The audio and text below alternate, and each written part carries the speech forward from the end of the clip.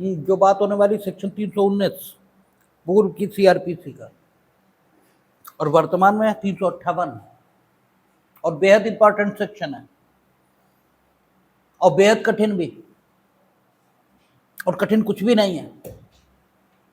दो ही बातें, बल्कि तीन बातें। एक, 319 की ताकत का उपयोग कब कब किया जा सकता है। दूसरा, 319 की ताकत का उपयोग कौन कर सकता है। तीसरा, 319 की ताकत का उपयोग करने के लिए जो साक्ष्य जरूरत है, उस साक्ष्य में क्या क्या शामिल माने। और पांचवा, 319 की ताकत का उपयोग किसके खिलाफ किया जा सकता है। ये 5-6 सवाल है। छठा सवाल इसलिए क्योंकि ये 5 हुए। छठा सवाल ये कि 319 की ताकत, इसका उपयोग जिसके भी खिलाफ होगा उसके खिलाफ कार्रवाई किस स्टेज से संस्थित हुई मानी जाएगी। और फिर कुछ माइनर सवाल है, कुछ छोटे छोटे सवाल है कि 319 की ताकत का उपयोग जिस भी साक्ष्य से किया जाएगा, क्योंकि अभी हम सेक्शन में प्रवेश नहीं कर रहे हैं, अभी हम सेक्शन के आउटलाइन ये ले रहे हैं कि सेक्शन 319 की ताकत का उपयोग जिस भी साक्ष्य के आधार पर किया जाएगा, क्या उस साक्ष्य का क्रॉस एग्जामिनेशन के माध्यम से विश्वसनीय होना परीक्षित हो जाए, तभी उसका 319 में उपयोग साक्ष्य के तौर पर अन्य अभियुक्त को आहूत करने के लिए किया जा सकता है, या ऐसा नहीं। और स्वयं 319 की जो शक्ति है, क्या ये इतनी असाधारण है कि इसका प्रयोग सामान्य तौर पर करना ही नहीं चाहिए। मीनिंग देयर बाय, जब तक परिस्थितियां एक्स्ट्रा ऑर्डिनरी ना हो। Extraordinary meaning thereby, जिस अपराध में हम इस शक्ति का प्रयोग करना चाहते हैं, वो अपराध सामाजिक प्रभाव के दृष्टिकोण से, अपराध कारित करने में की गई क्रूरता के दृष्टिकोण से, अभियुक्तों के दृष्टिकोण से, अथवा पीड़ित के दृष्टिकोण से कुछ ऐसी विशेषता लिए हुए हैं कि उसे सामान्य मामलों से अलग किया जा सकता है। क्या ऐसे मामलों में ही 319 की शक्ति का प्रयोग होना चाहिए, या ये असाधारण शक्ति जरूर है, लेकिन ये असाधारण शक्ति दी ही इसलिए गई कि इसका उपयोग उन सभी मामलों में होना चाहिए जहां अभियोजन के लिए साधारणतः जिम्मेदार जो अभिकरण हैं, उन्होंने अपना काम ठीक से न किया हो, और सारे दोषी व्यक्तियों को, या यूं कहें कि सारे संभावित दोषी व्यक्तियों को न्यायालय के समक्ष उपस्थित न किया हो। क्योंकि असाधारण शक्तियों के उपयोग के भी दो तरीके हो सकते हैं। असाधारण शक्तियां भी एक ही तरह से उपयोग होती हो ऐसा नहीं है। असाधारण शक्तियों का उपयोग एक इस प्रकार होता है कि जब तक मामले में स्वयं कोई एक्स्ट्रा ऑर्डिनरी नेस ये न हो, तब तक एक्स्ट्रा ऑर्डिनरी ताकत का इस्तेमाल न हो। और दूसरा, एक्स्ट्रा ऑर्डिनरी ताकत का इस्तेमाल हर उस जगह हो जहां सामान्य तौर पर कार्य करने के लिए अपेक्षित व्यक्ति या इंस्ट्रूमेंटेलिटी ने अपना काम ठीक से ना किया हो। यानी अगर यूं कहें कि मामले में स्वयं कोई एक्स्ट्रा ऑर्डिनरी नेस होने पर एक्स्ट्रा ऑर्डिनरी ताकत का उपयोग, अर्थात वर्टिकली एक्स्ट्राऑर्डिनरी ताकत का उपयोग होना चाहिए, या हॉरिजॉन्टली, यानी जब भी कार्य करने के लिए सामान्य तौर पर अपेक्षित व्यक्ति अथवा एजेंसी अथवा इंस्ट्रूमेंटेलिटी ने अपना काम ठीक से न किया हो, तब इस ताकत का उपयोग होना चाहिए। आखिर इस ताकत के उपयोग होने के लिए क्या स्थिति होनी चाहिए, इन सब को, ठीक है, संदर्भों में इस ताकत पर विचार यह करना चाहिए। तो जैसे ही हम प्रवेश करते हैं, सबसे पहली बात जो कंसीडरेशन की है, हमने कहा ना कि अगर बेयर को सावधानी के साथ पढ़ा जाए और सिर्फ उतना ही पढ़ा जाए जितना उसमें लिखा है, अपनी तरफ से न कुछ जोड़िए न कुछ घटाइए, और आपने कक्षा 1 कक्षा 2 में भले ही न पढ़ाओ, हमने पढ़ा है, हर चीज का एक स्थानीय मान होता है। गणित में एक स्थानीय मान निकलवाया जाता था, जो स्थान दाही के स्थान पर है उसका स्थानीय मान 10 का है, जो सैकड़े के स्थान पर है उसका स्थानीय मान 100 का है। तो ऐसे बेयर में देखना चाहिए कि सेक्शन किस अध्याय में है, वो अध्याय उसके स्थानीय मान को डिसाइड कर देता है। आप देखते हैं तो 319 कहां है, 300 से लेकर 327 के बीच में। मेरी आदत में है सीआरपीसी के सेक्शन कोड करने की, आप बीएनएसएस के सेक्शन ऑटोमेटिकली रिप्लेस कर लेंगे। तो सेक्शन कहां है, 300 से लेकर 327 के बीच में, और ये समस्त सेक्शन न्यायालयों पर लागू हो रहे हैं और विचारण और जांचों और अन्य कार्रवाइयों के संबंध में लागू हो रहे हैं। इसका अर्थ यह भी नहीं हो जाता कि अगर किसी मामले में अन्य कार्रवाई नहीं चल रही तो तुम कहो कि नहीं, हम तो अन्य कार्रवाई चलाएंगे और यह सेक्शन लागू करेंगे। इसका अर्थ सिर्फ इतना ही है कि जहां भी विचारण, जांच या अन्य कार्रवाई हो रही हो, वहां इन सेक्शन का उपयोग किया जाएगा। और किसके द्वारा, न्यायालय के द्वारा। न्यायालय का मतलब न्यायालय होता है, न मजिस्ट्रेट का न्यायालय, न सेशन न्यायालय, न उच्च न्यायालय, न अन्य कोई न्यायालय। ठीक है, तो इसका मतलब यह हो गया कि न्यायालय शब्द से वही अभिप्रेत हो जाएगा जो धारा 6 सीआरपीसी में लिखा है। लेकिन धारा 6 में उल्लिखित यदि कोई न्यायालय है, ऐसा भी है जैसे कि कार्यपालक मजिस्ट्रेट के न्यायालय, जिनके समक्ष धारा 300 से लेकर के 327 के बीच में जो सेक्शन है, उनमें अनुचिंतित कार्यवाहियां चलेंगी ही नहीं,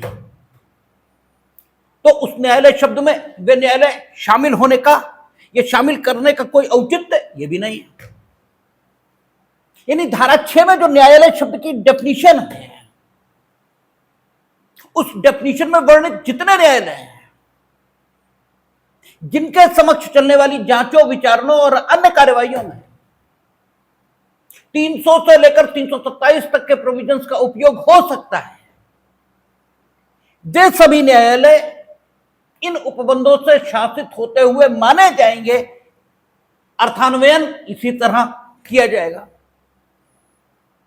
तो जब आप 319 पढ़ते हैं तो क्या कहता है, जहां किसी अपराध की जांच या विचारण के दौरान साक्ष्य से यह प्रतीत होता है कि किसी व्यक्ति ने जो अभियुक्त नहीं है, कोई ऐसा अपराध किया है जिसके लिए ऐसे व्यक्ति का अभियुक्त के साथ विचारण किया जा सकता है, वहां न्यायालय, बाकी शब्दों पर हम ध्यान ही नहीं दे रहे हैं, उसने कहा वहां न्यायालय उस व्यक्ति के विरुद्ध उस अपराध के लिए जिसका उसके द्वारा किया जाना प्रतीत होता है, कार्रवाई कर सकता है। बाकी किसी शब्द पर हम अभी ध्यान ही नहीं दे रहे। इसका मतलब एक बात निकल आई कि 319 की ताकत का उपयोग उन सभी न्यायालयों के द्वारा किया जाएगा जो जांच या विचारण की कार्यवाही करेंगे। क्योंकि 319 की ताकत का उपयोग कब हो सकता है? जांच या विचारण में। कहता है जहां किसी अपराध की जांच या विचारण के दौरान, अपराध की जांच के दौरान या अपराध की विचारण के दौरान। अब अपराधों की जांच और विचारण करने की ताकत सीआरपीसी में, यह तो judicial magistrate of the first class को है या सेशन कोर्ट को है। नॉर्मली कोई विधि द्वारा, ठीक है, विशेष न्यायालय द्वारा विचारणीय अपराध हो तो बात अलग है। उच्च न्यायालय तो उसे भी सेशन न्यायालय के समान प्रक्रिया अपनाकर ही विचारण की ताकतें हैं, ये भी नहीं है। ये हम लोग पीछे देख कर आए सारे सेक्शन। तो इसका मतलब यह हो गया कि इस सेक्शन का संबंध, क्योंकि अपराधों की जांच और विचारण इससे है, तो धारा 6 में उल्लिखित कार्यपालक मजिस्ट्रेटों के न्यायालय, उन्हें यह सेक्शन लागू नहीं होता। लेकिन धारा 6 में उल्लिखित अन्य सारे न्यायालय, चाहे वे मजिस्ट्रेट के हों, चाहे सेशन हो, चाहे उच्च न्यायालय हो, चाहे कोई हो, उसे यह सेक्शन लागू होता है। और ऐसा न्यायालय अगर जांच कर रहा है या विचारण कर रहा है, दोनों दशाओं में इस ताकत का उपयोग कर सकता है। इसके लिए जरूरी नहीं है कि विचारण ही हो रहा हो, जांच चल रही हो तो भी हो सकता है। लेकिन जांच चल रही हो तो भी हो सकता है। तो जांचें इस सीआरपीसी में अनेकों प्रकार की बताई गई हैं। एक बार जांच तब भी चलेगी जब अपराध का संज्ञान करना हो, ठीक है, मजिस्ट्रेट करेगा कि संज्ञान किया जाए या न किया जाए। जांच तब भी चलेगी जब मजिस्ट्रेट अभियुक्त को आहूत करेगा, ठीक है, विचारण के लिए। और जांच तब भी चलेगी जब वो परिवाद पर संज्ञान लेगा, ठीक है। जांच तब भी चलेगी जब वो उन्मोचित किया जाए या न किया जाए इस प्रश्न की जांच करेगा, ठीक है। जांच तब भी चलेगी जब वो ये जान गया कि उन्मोचित तो नहीं करना है लेकिन आरोप की विरचना करनी है, ठीक है, तो किस सेक्शन में आरोप की विरचना की जाए तो भी जांच चलेगी। यानी जांचों के कई क्रम हो सकते हैं, कई प्रक्रम हो सकते हैं। अब जहां तक मजिस्ट्रेट का सवाल है तो मजिस्ट्रेट ये सब जांचें करेगा। लेकिन जहां तक सेशन कोर्ट का सवाल है तो सेशन कोर्ट के समक्ष तो मामला आफ्टर कमिटल पहुंचेगा, ठीक है, क्योंकि सेशन कोर्ट तो कभी सीधे संज्ञान कर ही नहीं सकता। सेशन कोर्ट तो तभी संज्ञान करेगा जब मजिस्ट्रेट कमिट कर दे, ठीक है। अब मजिस्ट्रेट ने जांच करनी शुरू की तो मजिस्ट्रेट के समक्ष अनेकों जांचें चलती हैं, अनेकों जांचें, ठीक है। सेशन के समक्ष जब जांच चलेगी तो पहले उसके सामने कमिटल होगा और कमिटल के बाद वो सिर्फ एक जांच करेगा कि हम क्या डिस्चार्ज कर दें, और अगर डिस्चार्ज नहीं किया फिर वो जांच करेगा कि आरोप की विरचना करें तो किस धारा में करें। उसके बाद तो सीधे विचारण करेगा, सेशन और कोई जांच करेगा ही नहीं, ठीक है। सेशन के समक्ष तो केवल 2 जांचें चलनी है, ठीक है, लेकिन मजिस्ट्रेट के समक्ष अनेकों जांचें चलनी है।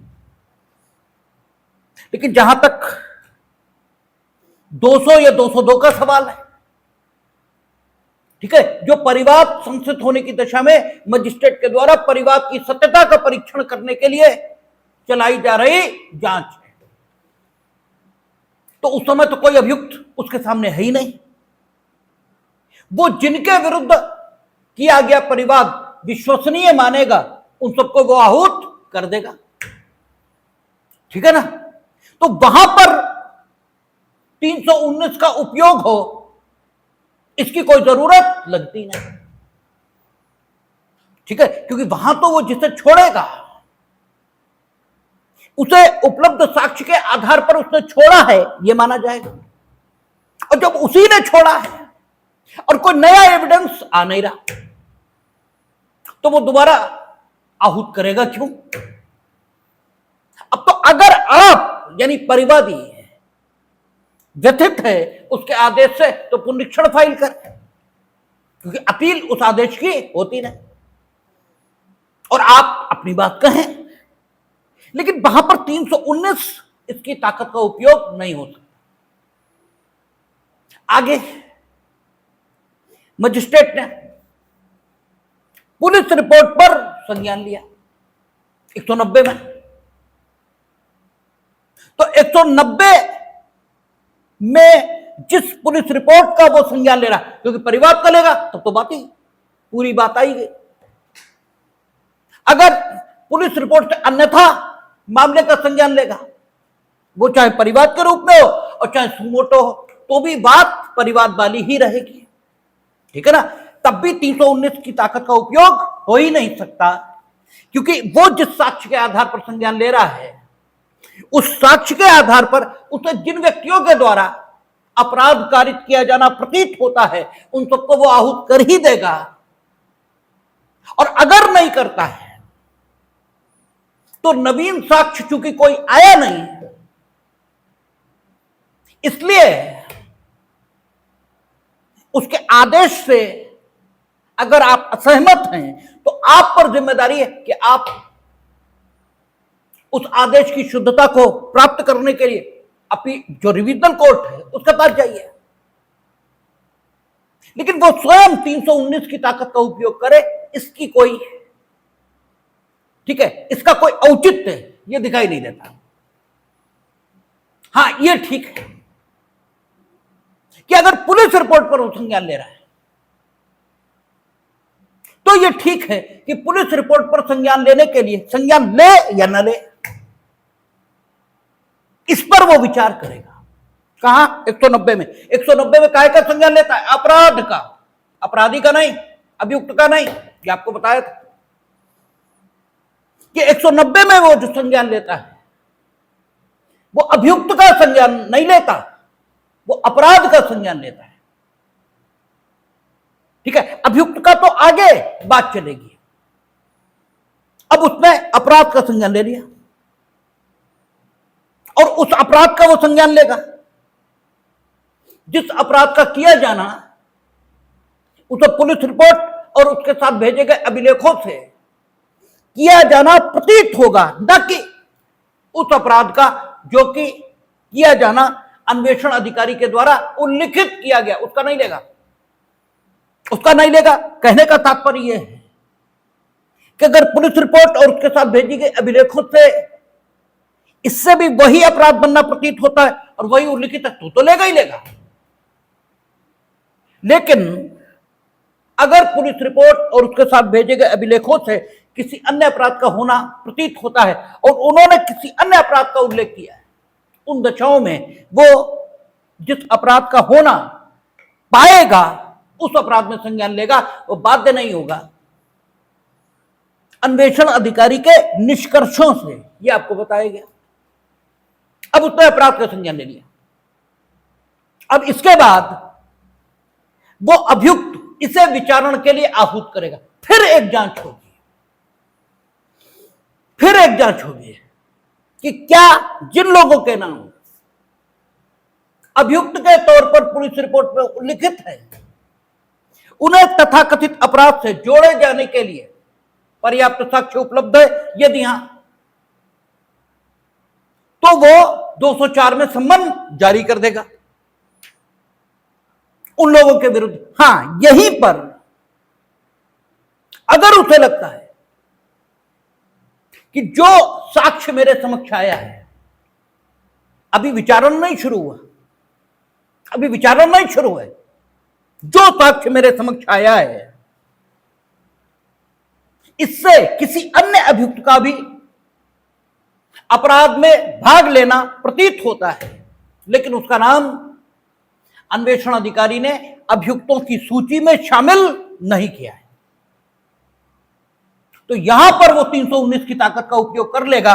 क्यों? क्योंकि 319 कहते हैं जब किसी जांच या विचारण में,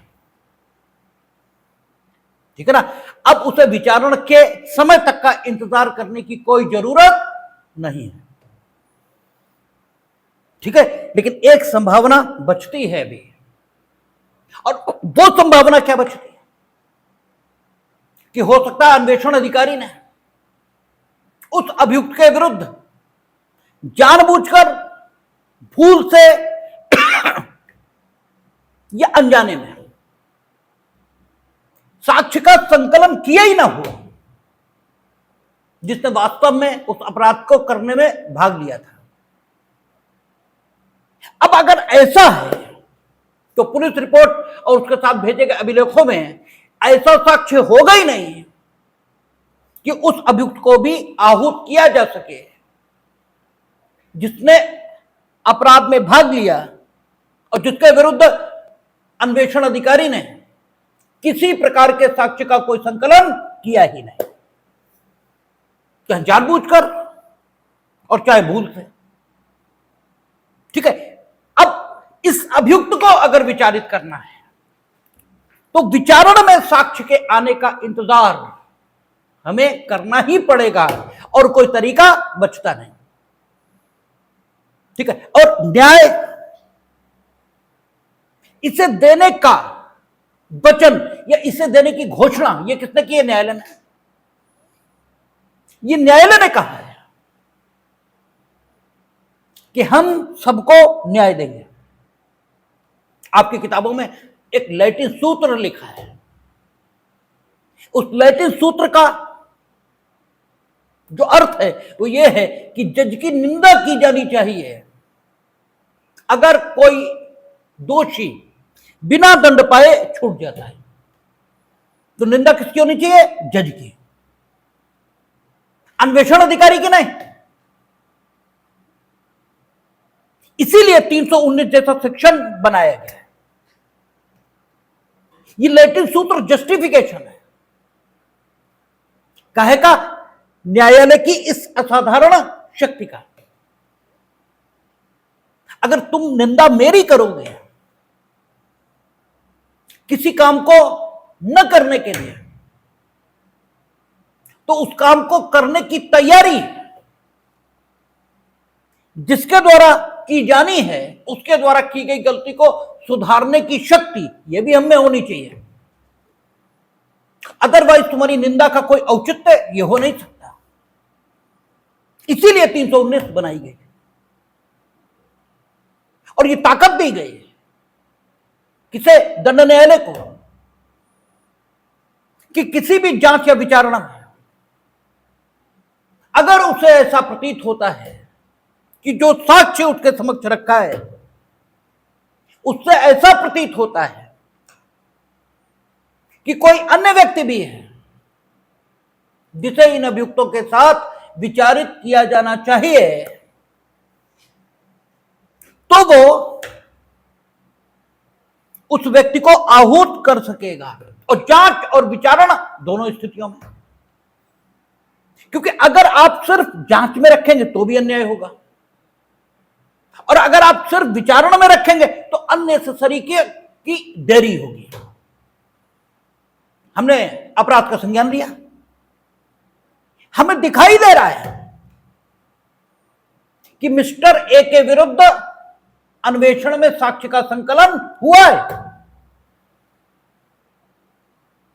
लेकिन अन्वेषण अधिकारी ने उसका नाम आरोप पत्र में मेंशन करने से छोड़ दिया। हालांकि ये स्थिति रेयर होती है, लेकिन होती है। 25 साल की वकालत में एक मामला हमने ऐसा भी देखा है। बाकायदा 172 सीआरपीसी में तैयार अन्वेषण की डायरी में उन व्यक्तियों के विरुद्ध साक्ष्य मौजूद और चार्जशीट में उनके नाम नहीं। ठीक है, तो एक स्थिति हमने देखी है ऐसी। अब जब ऐसी दशा है तो इसमें साक्ष्य के यानी विचारण के दौरान साक्ष्य के संकलन की स्थिति तक हम इंतजार करें और फिर जब साक्ष्य विचारण में इन अभियुक्त गणों के विरुद्ध आए और फिर हम इन्हें आहूत करें, तो जब सेक्शन आगे पढ़ेंगे तो ये सारे लोग साथ विचारित होंगे। तब तक अन्य व्यक्तियों का मामला आगे बढ़ चुका होगा, क्योंकि साक्ष्य तो उन्हीं के विरुद्ध आया होगा। ये तो विचारण में है ही नहीं, ये तो अब आएंगे। ठीक है, तो जब ये आएंगे तो इनके लिए नया ट्रायल शुरू होगा, ऐसा सेक्शन अभी कहेगा कि ये जो 319 में आहूत होकर आएंगे इनके बारे में ऐसे माना जाएगा मानो इनके विरुद्ध आज ही संज्ञान लिया गया, तो इनके विरुद्ध जो कार्रवाई शुरू होगी वो नकलों को दिए जाने से शुरू होगी। और उन लोगों का मामला बढ़ चुका है आगे, क्योंकि उन्हीं के खिलाफ तो साक्ष्य है यार। तो अननेसेसरी विचारण विलंबित होगा।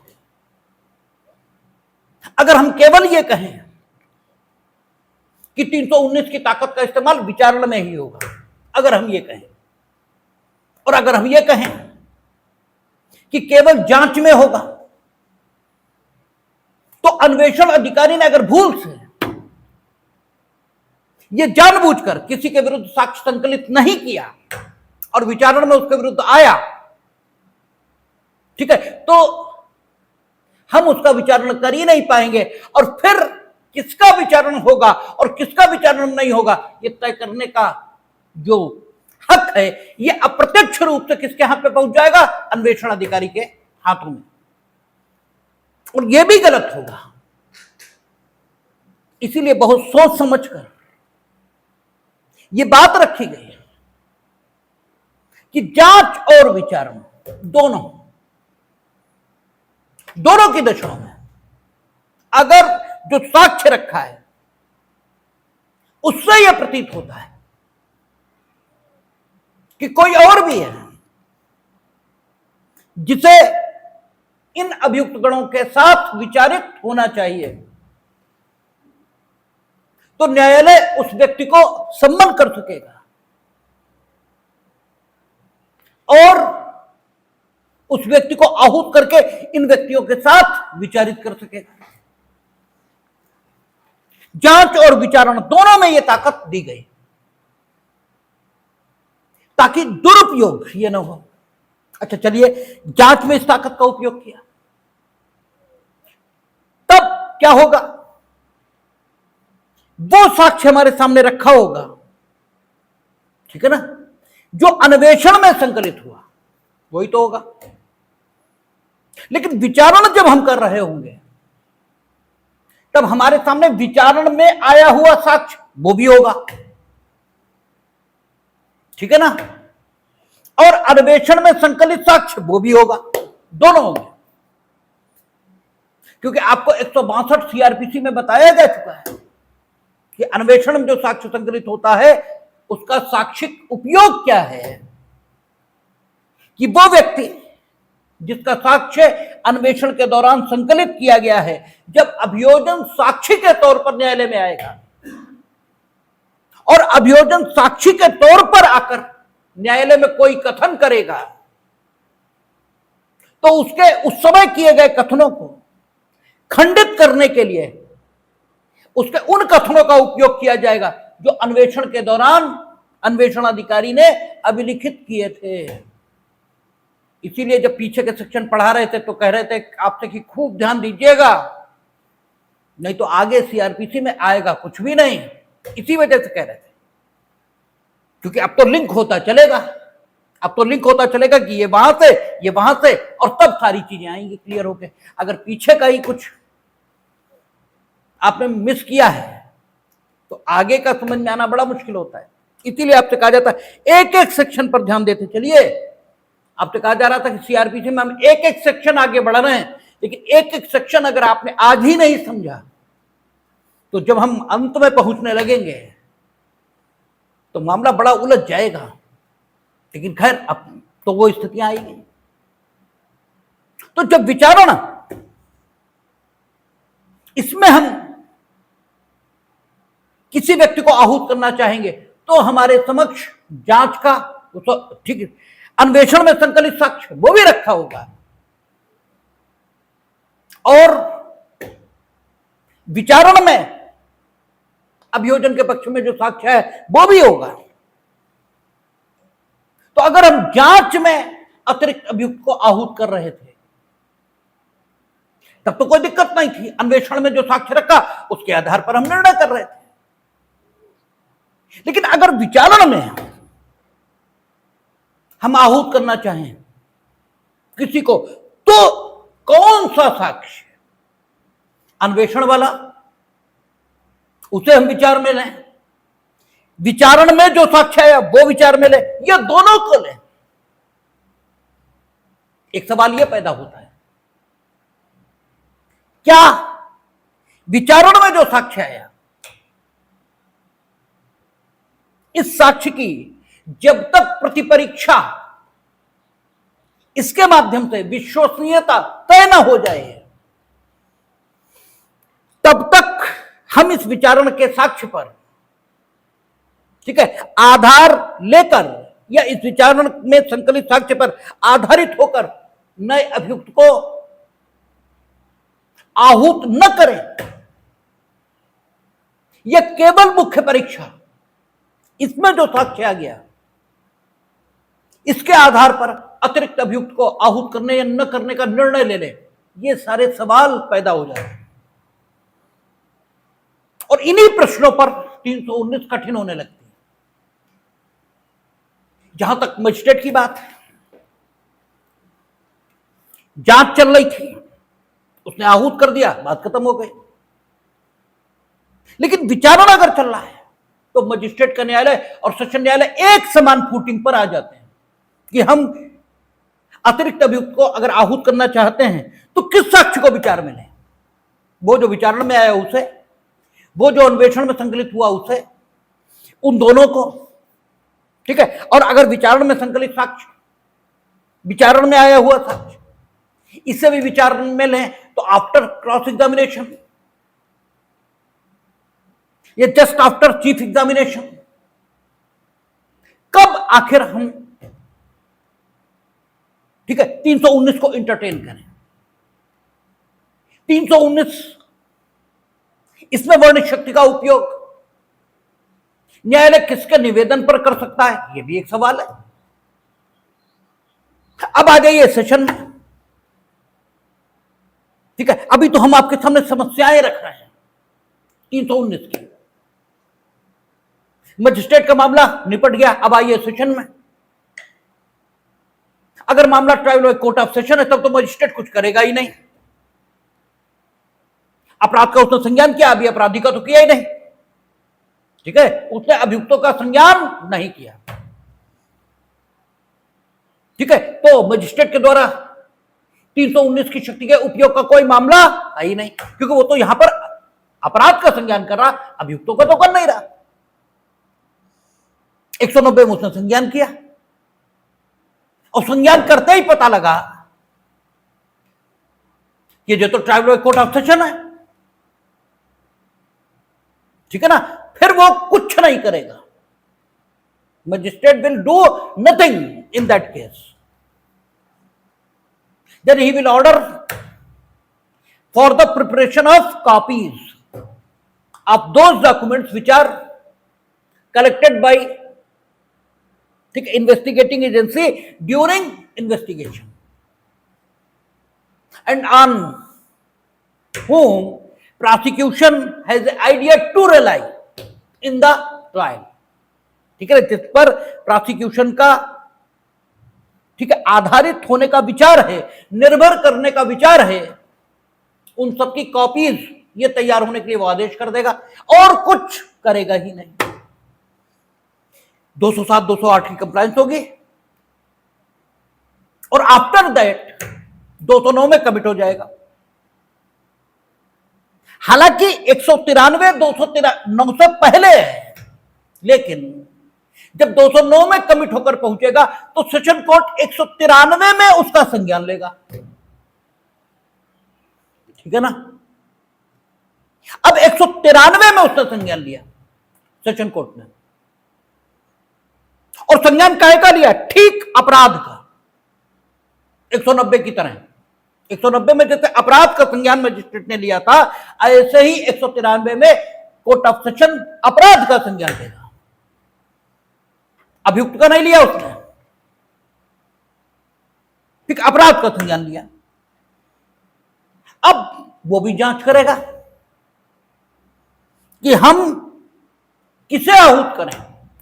क्या जो आरोप पत्र में वर्णित लोग हैं सिर्फ इन्हें,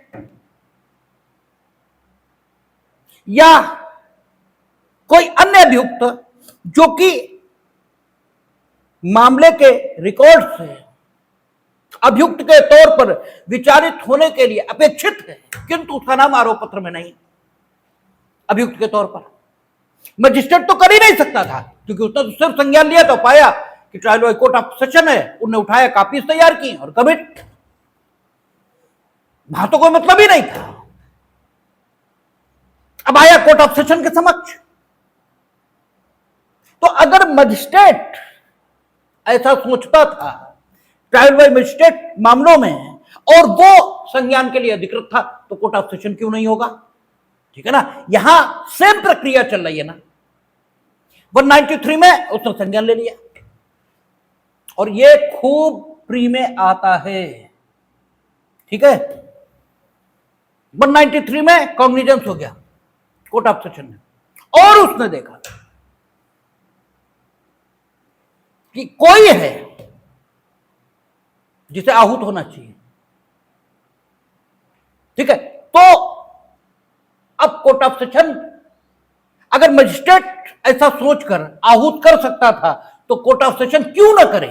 इसका कोई औचित्य नहीं दिखाई देता, जबकि 319 न्यायालय शब्द का प्रयोग कर रही है, जांच और विचारण में न्यायालय को सशक्त कर रही है आहूत करने के लिए। इसका मतलब मजिस्ट्रेट भी सशक्त था और कोर्ट ऑफ सेशन भी। लेकिन समस्या पैदा हो रही है,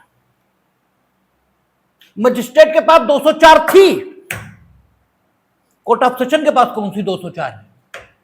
204 में तो मजिस्ट्रेट आहूत करेगा ना विचारण के लिए। जहां की उसने पाया 204 में उसने आहूत कर दिया। अपराध का संज्ञान इन्होंने ले लिया कोर्ट ऑफ सेशन में, कमिट होने के आधार पर पहुंचा और अपराध का संज्ञान हो गया। लेकिन अपराध का हुआ ना, अभियुक्तों का तो हुआ नहीं। ठीक है। अभियुक्तों को कोर्ट ऑफ सेशन में हाजिर होने के लिए मजिस्ट्रेट ने ही आहूत किया था 204 में। ठीक है ना। मजिस्ट्रेट ने ही आहूत किया था, चाहे कोर्ट ऑफ सेशन द्वारा ट्रायबल हो और चाहे अभियुक्तों को प्रथमतः आहूत कौन करता है? मजिस्ट्रेट। उसने आहूत किया, कमिट कर दिया, बात खत्म हो गई। अब आहूत कर, मजिस्ट्रेट ने तो कर दिया, आहूत कर दिया, कमिट कर दिया, पहुंच गया। अब इन्होंने संज्ञान लिया। ठीक है। तो इनके सामने वो तो है जिन्हें मजिस्ट्रेट ने आहूत करके बुला दिया, वो तो है इनके सामने, लेकिन ये देख रहे हैं कि कोई और भी है जिसे मजिस्ट्रेट ने भी 204 में आहूत नहीं किया। ठीक है। मजिस्ट्रेट ने भी नहीं किया, यद्यपि उसका, क्योंकि गलती तो किसी से भी संभव है, उसका नाम था, उसके विरुद्ध तो साक्ष्य भी था, सब कुछ था, मजिस्ट्रेट ने उसने संज्ञान लिया और सरसरी तौर पर जो चार्जशीट में नाम थे अभियुक्तों के, उन्हें तो आहूत कर दिया, इसकी ओर कोई ध्यान ही नहीं दिया। ठीक है। और जो आहूत हो गए वो हमारे समक्ष हैं, हम सेशन जज, हमें दिख रहा है। तो क्या इस स्टेज पर ट्रायल नहीं शुरू हुआ है? ट्रायल नहीं शुरू हुआ, लेकिन हम जांच तो कर रहे हैं और हमें दिख रहा है कि मजिस्ट्रेट ने, इन्वेस्टिगेटिंग एजेंसी ने भी गलती की कि उसके विरुद्ध साक्ष्य का संकलन किया, लेकिन नाम अभियुक्तों की सूची में नहीं दिया। वही गलती मजिस्ट्रेट ने की साक्ष्य का संकलन हुआ, आपने जांच भी की, अपराध का संज्ञान भी लिया, अन्य अभियुक्तों को आहूत भी किया, इसे छोड़ दिया, इसे छोड़ दिया और ऐसे ही मेरे पास भेज दिया। हमने संज्ञान ले लिया, हमें दिख रहा है, लेकिन हमारे पास 204 जैसी कोई ताकत ही नहीं। हम उसे बुलाएं कैसे? ठीक है, तो अगर 319 न हो तो सेशन कोर्ट कैसे बुलाएगा?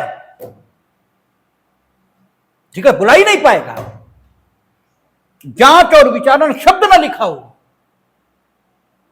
ठीक है, और न्यायालय शब्द ना लिखा हो तो सेशन कोर्ट नहीं बुला सकता। फिर तो तुम साक्ष्य मंगाओ। मतलब वही बात कि जीते जी बुद्धि, मतलब आंख खुली आंखों से मक्खी निकलो, दिख रहा है गलत हो रहा है, यह आहूत आज होना चाहिए, इसके विरुद्ध साक्ष्य संकलित है। लेकिन हम पहले विचारण में साक्ष्य आए, विचारण में साक्ष्य उन्हीं खिलाफ आएगा जो विचारित होंगे, फिर ये साक्ष्य आए उसके आधार पर हम आहूत करें, फिर वो आएंगे उनके खिलाफ, ठीक है, फिर से प्रोसीडिंग शुरू करें और इनके साथ विचारित करें, तो तब तक ट्रायल रुका रहेगा और विलंबित होगा। इसके अलावा इस सारी प्रक्रिया से कोई लाभ होना ही नहीं। इसीलिए लेजिस्लेचर ने न्यायालय शब्द का उपयोग किया और जांच और विचारण दोनों लिख दिया। अब क्या होगा? कोर्ट यानी सेशन, यह आपसे प्री में खूब पूछा जाता है कि 193 इसमें संज्ञान लेने के बाद विचारण से पूर्व क्या सेशन न्यायालय उस अभियुक्त को आहूत कर सकता है जिस अभियुक्त का नाम आरोप पत्र में अभियुक्त के तौर पर वर्णित नहीं है, किंतु अन्वेषण में संकलित साक्ष्य से सेशन न्यायालय को यह प्रतीत होता है कि उसने भी अपराध किया है, कर सकता है। यह सिंपल क्वेश्चन आपसे आता है और आप खूब गलत लगाते हैं, क्योंकि आपको कचहरी में बताया जाता है कि 319 तो एविडेंस के बाद ही होती है। यही बताया जाता है ना कि 319 की ताकत एविडेंस के बाद ही, जब एविडेंस हो जाएगा, गवाही आ जाएगी, उसके बाद 319 की एप्लीकेशन लगेगी, यही बताया जाता है। और आप इसको, अगर आपने किताब नहीं पढ़ी है तो गलत ऑप्शन चूज करके आप आते हैं। सेशन कोर्ट या मजिस्ट्रेट का न्यायालय, सीधा लिखा है जांच या विचारण, ठीक है, जांच या विचारण चल रहा है और लिए गए साक्ष्य से ऐसा दर्शित होता है। आप अपनी ओर से कुछ नहीं मिलाएंगे, यानी इसका उत्तर क्या आएगा 193 में। यदि सेशन न्यायालय मामले का संज्ञान करता है और उसे लगता है विचारण से पूर्वी जांच करने पर कि कोई और भी है जिसे इन अभियुक्तगणों के साथ विचारित होना चाहिए, तो वो बिल्कुल प्रतीक्षा नहीं करेगा और ऐसे व्यक्ति के विरुद्ध सम्मन और सम्मन अगर सर्व नहीं होगा तो वही 87 या 88 उसकी प्रक्रिया का अवलंबन करके bailable warrant, non bailable warrant और अंततः उसे उपस्थित होने के लिए विवश करेगा और फिर उसका विचारण करेगा। और इसके लिए ताकत उसे कहां है? 319 में, यानी 204 जैसी ताकत कहां मिलेगी उसे आके? 319 में। ठीक है, ये एक सवाल ये इतनी जल्दी नहीं आ गया है, इस पर खूब विवाद चला है। ठीक है, अंततः सुप्रीम कोर्ट ने इसे किशन सिंह वर्सेस बिहार राज्य इसमें डिसाइड किया और डिसाइड करके यह कहा कि 193 में सेशन कोर्ट जब अपराध का संज्ञान करता है तो 319 की ताकत का उपयोग करके, क्योंकि वो कहता है in the course of inquiry and trial the session court में issue the summons against that person, ठीक है, who has appeared to commit a offence. ठीक है ना? तो किशन सिंह वर्सेस बिहार राज्य, लेकिन किशन सिंह वर्सेस बिहार राज्य के बाद एक और मुकदमा हुआ, उसमें दो जजों की बेंच ने इससे कुछ विपरीत मत अभिव्यक्त किया। तो फिर Ranjit Singh versus state of Punjab, ये Ranjit Singh versus state of Punjab खूब पूछा जाता है, क्योंकि ये मूर्खतापूर्ण ढंग से डिसाइड है, और जो भी मूर्खतापूर्ण ढंग से डिसाइड होता है वो भी इंपॉर्टेंट होता है। यानी किशन सिंह में जो वर्डिक्ट था वो एकदम ठीक था, लेकिन 2 जज बेंच उससे डिफर कर गई, इसलिए रंजीत सिंह बनाम पंजाब राज्य में फिर से ये डिसाइड हुआ। और इसमें यह कहा कि सेशन कोर्ट 193 में जो अपराध का संज्ञान लेगा, उसके बाद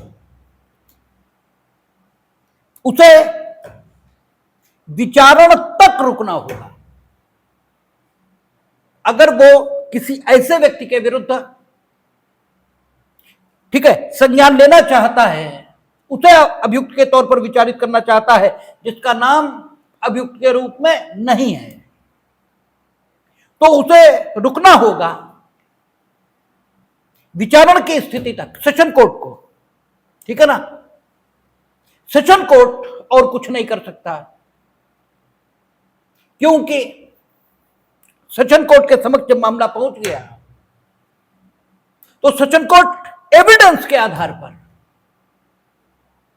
नए अभियुक्त को विचारण के लिए आहूत कर सकता है।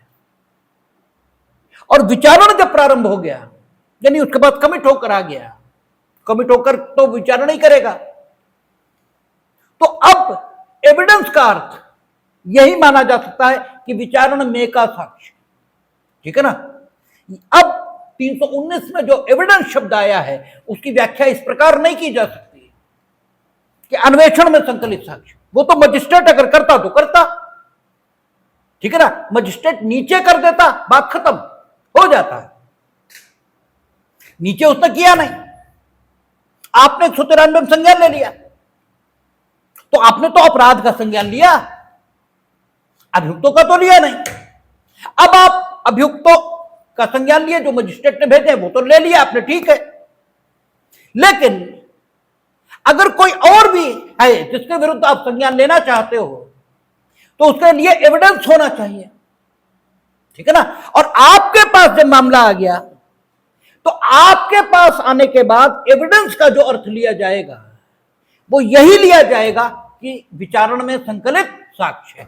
मजिस्ट्रेट के पास होता बात दूसरी थी, तब अन्वेषण में संकलित साक्ष्य ये लिया जा सकता था, क्योंकि तब वो 204 में आहूत करता। आप तो 319 में आहूत करोगे, आपके पास 204 तो नहीं है, और जब आपके पास 204 है ही नहीं, तो आप तो 319 में ही आहूत कर सकते हो, और 319 के लिए एविडेंस चाहिए।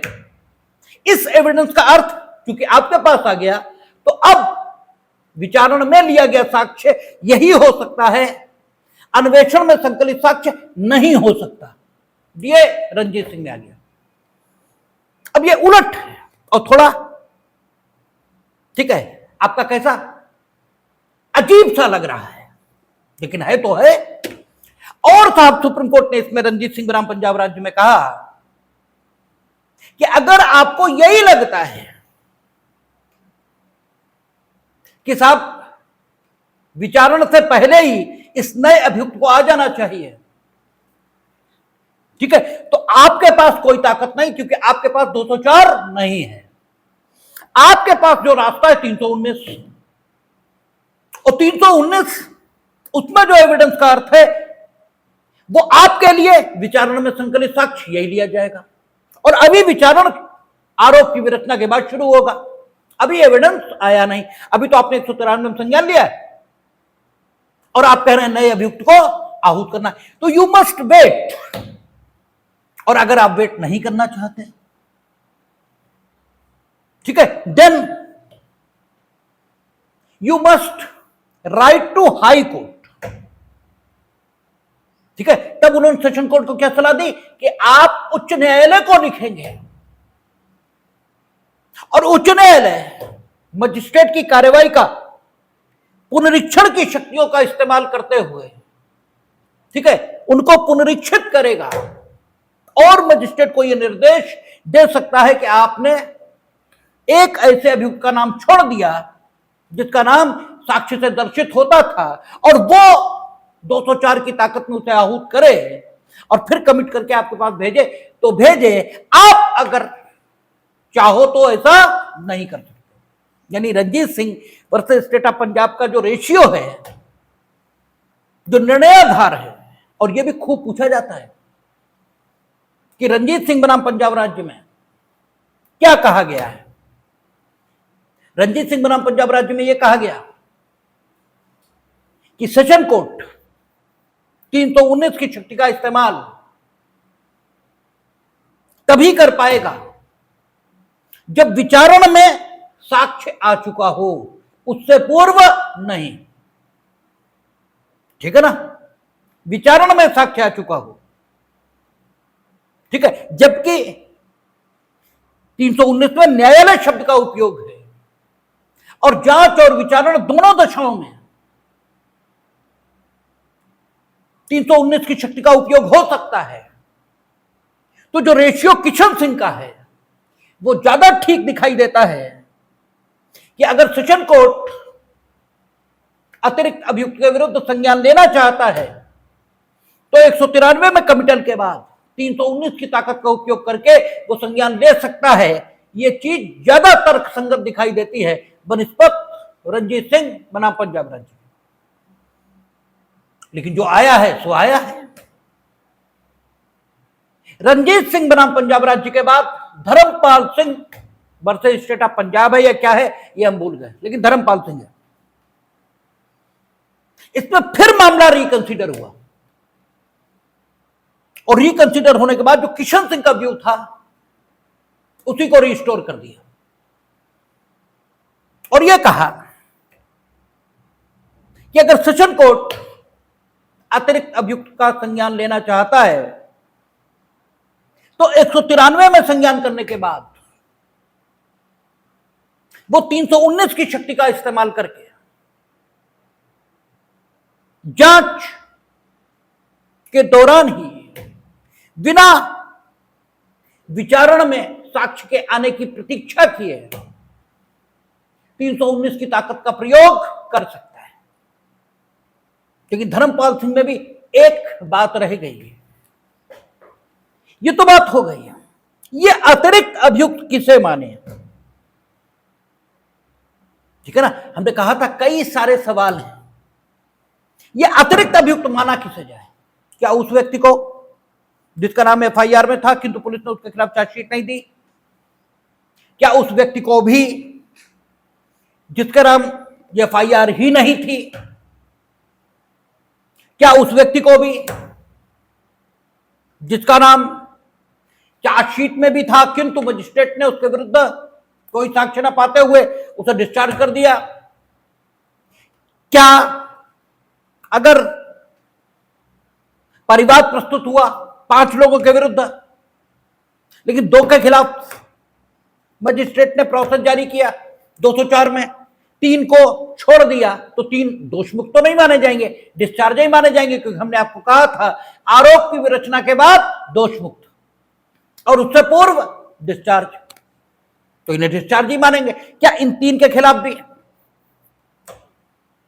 ठीक है 319 की ताकत का इस्तेमाल हो सकता है? अन्य अभियुक्त, अतिरिक्त अभियुक्त, इस शब्दावली का क्या अर्थ है? तो धर्मपाल सिंह ने यह कहा कि वो व्यक्ति जिसके खिलाफ एफआईआर नहीं थी, वो व्यक्ति जिसके खिलाफ एफआईआर थी कि चार्जशीट नहीं आई, ये सब अतिरिक्त अभियुक्त की हैसियत में आहूत किए जा सकते हैं। लेकिन वो लोग नहीं जिनके विरुद्ध परिवाद प्रस्तुत किया गया था किंतु मजिस्ट्रेट ने उन्हें विचारण के लिए आहूत करना जरूरी नहीं समझा। क्यों नहीं? क्योंकि उन्होंने कहा कि अगर ऐसा था तो सीआरपीसी एक अलग तरीका बताती है 398 का। ठीक है, अतिरिक्त जांच का निर्देश दिए जाने की ताकत सेशन कोर्ट के समक्ष अगर 2-3 व्यक्तियों को डिस्चार्ज कर दिया गया है मजिस्ट्रेट के द्वारा, तो तो आप सेशन कोर्ट के समक्ष रिवीजन फाइल कर सकते हैं। और 398 सीआरपीसी पुराना सेक्शन है, देख लीजिएगा, उसमें यह लिखा है कि सेशन कोर्ट स्वयं जांच कर सकता है, अन्य किसी से जांच करवा सकता है, अतिरिक्त साक्ष्य ले सकता है, और फिर अगर उसे लगता है कि इन लोगों ने अपराध किया है तो आहूत कर देगा, मजिस्ट्रेट को निर्देश दे देगा कि आहूत करिए, और नहीं तो ठीक है उसने डिस्चार्ज किया। तो चूंकि ऐसा व्यक्ति जिसके विरुद्ध परिवार प्रस्तुत हुआ था और जिसे डिस्चार्ज किया मजिस्ट्रेट ने, यानी उसे आहूत नहीं किया, यदि उसके विरुद्ध आपने कुछ नहीं किया तो इसका मतलब यह हो गए जब आपने कुछ किया ही नहीं,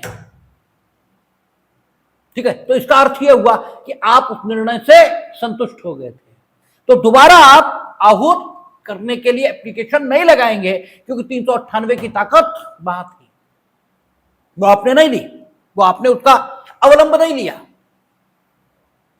ठीक है, ये एक गड़बड़ आ गई। अब हो यह भी सकता है कि हमने 398 की ताकत का अवलंब यह भी लिया हो, लेकिन तत्कालीन सेशन न्यायाधीश ने मेरी मानी ना हो, यह भी तो हो सकता। रिवीजन एक ही बार होगा, ठीक है ना, और तो होगा नहीं, ठीक है। तो और अब विचारण में उसके खिलाफ साक्ष्य मिल रहा है 319 में, ठीक है ना, तो आखिर उसे आहूत क्यों नहीं होना चाहिए? इस बिंदु पर धर्मपाल में भी गलती आ गई। अब कंप्लीटली फिर एक मुकदमा डिसाइड हुआ, Hardeep Singh versus state of Punjab, और यही आज का कानून है। ये 5 जज बेंच है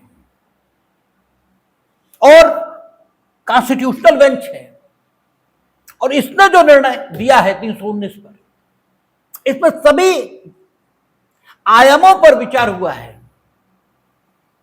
और एक कंप्लीट डिसीजन 319 की दशा में आया है, ठीक है। तो हरदीप सिंह आज का कानून है।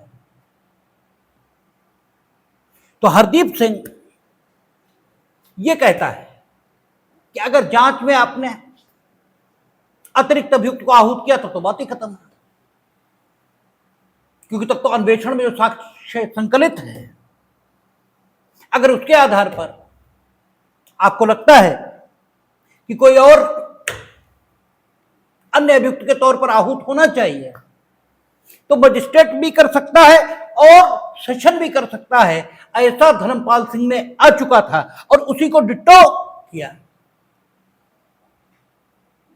कि अगर सेशन आहूत कर रहा है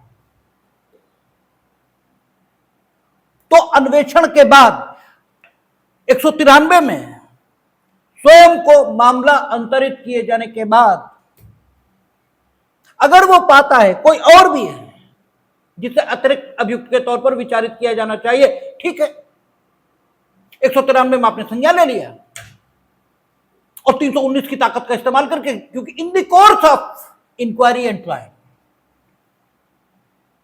जांच का प्रक्रम ये तो चल ही रहा है,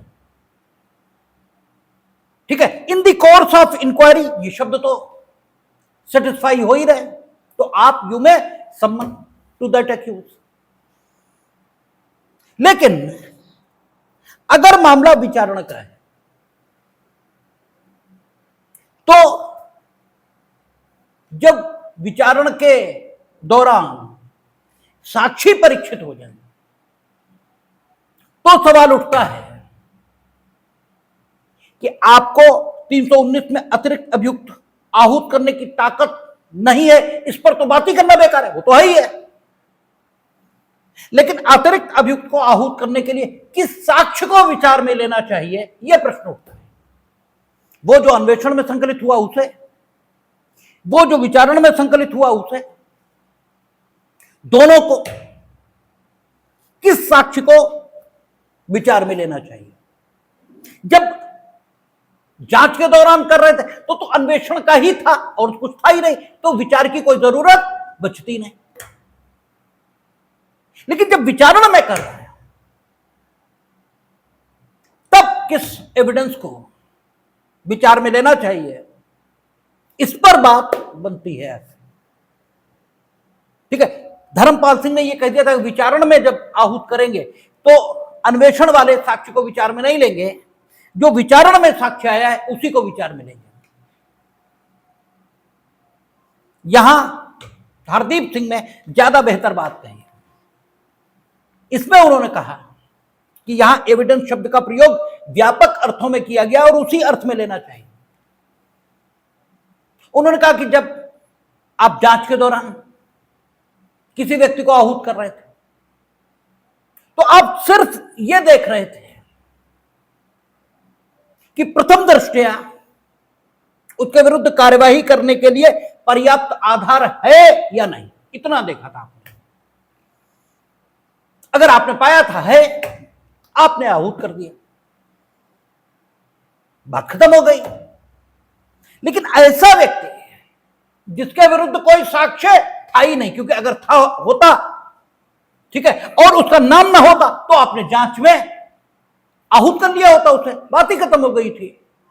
लेकिन उसका नाम था ही नहीं और उसके खिलाफ कोई साक्ष्य यह भी नहीं था, ठीक है, कोई साक्ष्य नहीं था या इतना साक्ष्य नहीं था कि लगता कि इसके विरुद्ध भी कार्रवाई करने के लिए पर्याप्त आधार है, तब विचारण की प्रतीक्षा ये आपने की ना। तो विचारण में जब साक्षी आ गए, अगर उसके विरुद्ध कोई साक्ष्य नहीं है, ठीक है, तो जो साक्ष्य आया इससे यह देखिए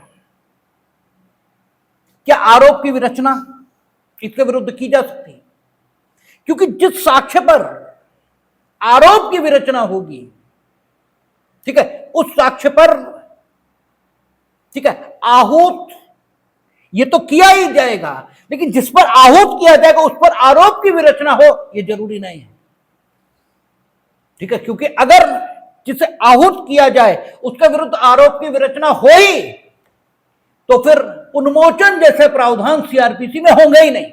वारंट ट्रायल में 239 उन्मोचन है, ठीक है, और आपका सेशन ट्रायल में 227 में उन्मोचन है, और उन्मोचन कहां है? विचारण के चैप्टर में। इसका मतलब ही यह हो गया कि आरोप की विरचना के लिए जो साक्ष्य चाहिए उसका जो स्तर है वो स्तर उस स्तर से भिन्न है जिस पर व्यक्ति को आहूत किया जाता है। और यही हमने आपको बताया था कि पुलिस रिपोर्ट से अन्यथा संशोधित जो वारंट मामले हैं उनमें 244 के स्तर पर जो साक्ष्य दिया जाएगा उससे आरोप की विरचना होगी, न कि 200 202 के साक्ष्य के आधार पर उससे केवल इतना तय किया जाएगा कि व्यक्ति को विचारित करने के लिए आहूत किया जाए या न किया जाए।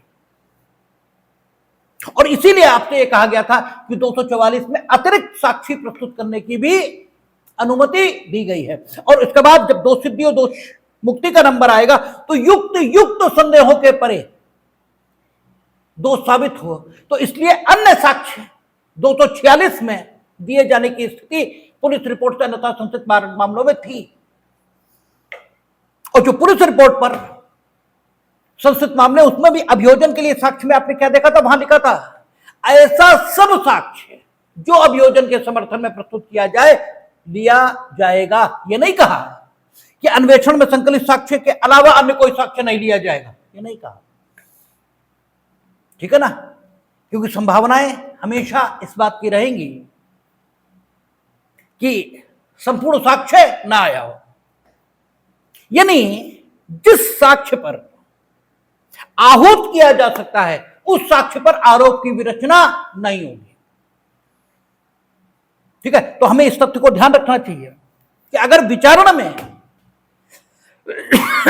हम किसी को अतिरिक्त अभियुक्त के तौर पर आहूत कर रहे हैं तो उसकी स्थिति उन लोगों से बेहतर है जिन लोगों को आहूत किया जाना विचारण में संकलित वो अन्वेषण में संकलित साक्ष्य के आधार पर समुचित माना गया था, ठीक है। वो लोग ऐसे लोग हैं जिनके विरुद्ध अन्वेषण अभिकरण भी यह मानता था कि उन्हें विचारित होना चाहिए। इन लोगों के विरुद्ध अन्वेषण अभिकरण यह नहीं मानता था कि इन्हें विचारित होना चाहिए, ठीक है ना। ये एक अंतर है और अन्वेषण अभिकरण निष्पक्ष ही है, ये मानना पड़ेगा। वो इन लोगों को नहीं मानता था। और हमने आपसे कहा था कि व्यक्ति के बारे में या किसी वस्तु के बारे में या विचार के बारे में मान्यता क्या हो सकती कि वो अपने शुद्ध रूप में है, उसकी अशुद्धि की कल्पना नहीं हो सकती, तो माना यही जाएगा कि ये लोग निर्दोष हैं। लेकिन एविडेंस आ गया है तो हम उपेक्षा नहीं कर सकते, इसलिए एक बैलेंस बिठाया हरदीप सिंह ने और ये कहा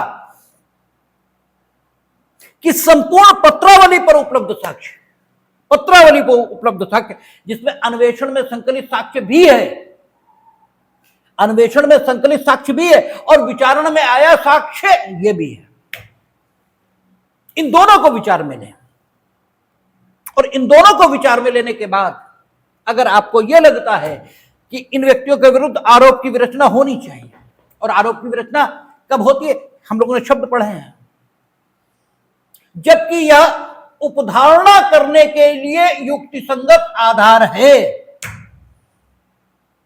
कि अभियुक्तों ने इस अध्याय के अधीन विचारणीय अपराध किया है तो आरोप की विरचना होगी। और जहां 204 में आहूत करते वहां क्या लिखा है, जब न्यायालय का यह विचार है कि इनके विरुद्ध कार्यवाही करने के लिए पर्याप्त आधार है, शब्दों में अंतर है आरोप की विरचना के और उन शब्दों के, इसका मतलब साक्ष्य में अंतर होगा। जितना साक्ष्य आहूत करने के लिए पर्याप्त है उतना साक्ष्य आरोप की विरचना के लिए पर्याप्त नहीं, युक्ति संगत उपधारण, यानी एक रीजनेबल आदमी को ऐसा लगने लगे कि नहीं अपराध तो किया इन्होंने, ठीक है, और जब ऐसा लगे कि ठीक है आगे देखेंगे, फिलहाल इतना तो तय है कि भाई तुम्हारे खिलाफ शिकायत तो है, तो आहूत हो जाएगा। लेकिन जब ये लगने लगे नहीं भाई दम है इनकी बात में, तुम्हारे खिलाफ आरोप की विरचना होनी चाहिए, जब ये स्थिति आने लगे तो आरोप की विरचना होगी। तो उन्होंने कहा हर प्रकार का साक्ष्य शब्द जो 319 में आया है इसका मतलब यह है कि पत्रावली पर उपलब्ध साक्ष्य अगर विचारण में आहूत कर रहे हैं, जांच में कर रहे हैं तब तो बात अलग ही हो गई, तब तो अन्वेषण में संकलित साक्ष्य है, लेकिन विचारण में जब हम आहूत कर रहे हैं तो 161, 164 इसके स्टेटमेंट यदि हैं और साक्षी के या साक्षियों के स्टेटमेंट, इन सबको मिलाकर अगर लगता है कि ये एक जैसे हैं और आरोप की विरचना हो जानी चाहिए तो आरोप की विरचना की जाएगी। और अगर अन्वेषण में उनके खिलाफ कुछ नहीं है और तुम यही उनका नाम लेने लगे हो तो इसका मतलब यह है कि अब तुम सिखाए चढ़ाए से ले रहे हो, अन्वेषण में तुमने ये नाम क्यों नहीं लिया। इसीलिए ठीक है अन्वेषण में आपने लिए, अन्य 20 गवाह आ गए, उन्होंने कहा कि नहीं ये झूठ बोलते हैं, अब बात ठीक है, अब बात ठीक है। जैसे वादी मुकदमा कहता है कि नहीं मिस्टर ए थे, वादी मुकदमा की घरवाली कहती है कि मिस्टर ए थे, उनका लड़का कहता है ठीक है ये थे, 20 गांव वाले कहते हैं नहीं थे, और आईओ ने 20 गांव वालों की बात मान ली, इन 3 की बात नहीं मानी। ये 3 जब आए इन्होंने फिर कहा कि थे, अब बात ठीक है, अब बात ठीक है, लेकिन हम आहूत करेंगे विचारण के लिए। लेकिन जब तुम्हारे 3 के पढ़े जा रहे हैं वहां तुम भी नाम नहीं ले रहे कि मिस्टर ए थे, गांव वाले भी नाम नहीं ले रहे, अब तुम अदालत में आए हो, तुमने कहना शुरू कर दिया मिस्टर ए थे, तो आपकी बात नहीं मानी जाएगी, ठीक है ना। इसीलिए आजकल अदालतों में जैसे अब 319 की एप्लीकेशन डालते हैं तुरंत वो 161 को भी पढ़ते हैं और जो साक्षियों के बयान हैं वो भी पढ़ते हैं जो न्यायालय में हुए, ठीक है।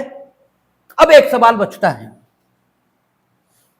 कि क्या इन साक्ष्यों की प्रति परीक्षा जरूरी है, तभी 319 में इनके साक्ष्य को विचार में लेना चाहिए अतिरिक्त अभियुक्त को आहूत करने के लिए। तो कोर्ट ने कहा कि नहीं, क्रॉस एग्जामिनेशन, हालांकि वहां परंपरा यही है कि क्रॉस एग्जामिनेशन के बाद ही लगाते हैं, लेकिन हरदीप सिंह ने डिसाइड हुआ कि क्रॉस एग्जामिनेशन की कोई जरूरत नहीं है। कारण यह है कि जो नया अभियुक्त आएगा वो सेक्शन अभी हम लोगों ने पढ़ा नहीं है पूरा, सेक्शन ये कहता है कि जो नया अभियुक्त या अतिरिक्त अभियुक्त आहूत होकर आएगा उसके बारे में यह माना जाएगा कि मानो आज से ही उसके विरुद्ध कार्रवाई शुरू हुई है, तो उसे प्रतिपरीक्षा का अवसर मिलेगा ही। तो प्रतिपरीक्षा यहां हो ऐसा जरूरी नहीं है, ठीक है। और किन लोगों के विरुद्ध 319 की शक्ति का इस्तेमाल हो सकता है, तो कोर्ट ने कहा कि ऐसे सारे लोग, भले ही परिवार में उन्हें डिस्चार्ज किया गया हो यानी उन्हें आहूत न किया गया हो, एफआईआर में उनका नाम हो न हो, पुलिस ने चार्जशीट दी हो, बस वो पूर्व से अभियुक्तों के साथ विचारण का सामना नहीं कर रहे हैं, इतना पर्याप्त है। ठीक है, ऐसे सारे लोगों को न्यायालय किसकी एप्लीकेशन पर आहूत कर सकता है? तो सुमोटो किसी की एप्लीकेशन पर, किसी की, इसमें सह अभियुक्त भी शामिल है, सह अभियुक्त भी एप्लीकेशन दे सकता है, इन्हें भी आहूत कर लिया जाए। कोई भी कब तक दिया जा सकता है? जब तक विचारण चल रहा है, तब तक। विचारण कब तक चल रहा है? जब तक निर्णय की घोषणा ना हो जाए तब तक, ठीक है। और ये जो नया अभियुक्त आएगा, इसके बारे में क्या माना जाएगा? मानो इसके बारे में कार्यवाही आज ही संस्थित हुई है, और जब यह मान लिया जाएगा, ठीक है, तो फिर इसे नकलें देने से का मामला शुरू होगा। 207 और 208 की कंप्लायंस से मामला शुरू होगा, ठीक है। अगर संबंधित अपराध का संज्ञान लेने के लिए कोई लिमिटेशन ये सीआरपीसी की धारा 468 में दी गई है, तो क्या होगा? ठीक है, इस अभियुक्त के विरुद्ध मान लीजिए वो लिमिटेशन बढ़ कर गई, 2 साल की लिमिटेशन दी गई थी, अब ठीक है, और विचारण में जब इसे आहूत किया गया तब तक अपराध को हुए 20 साल हो गए, तो क्या ये लिमिटेशन से, मर्यादा से इसका मामला, ठीक है, बाधित समझा जाएगा? कोर्ट ने कहा नहीं, क्योंकि संज्ञान, ये तो विद इन टाइम हो गया था ना, अपराध के संज्ञान पर लिमिटेशन लागू होती है, ठीक है ना। किसको कब विचारित करने के लिए आहूत किया गया, इससे तो मतलब नहीं है, इसलिए अपराध का संज्ञान तो विद इन टाइम हुआ था, तो इसे आहूत किया जा सकता है।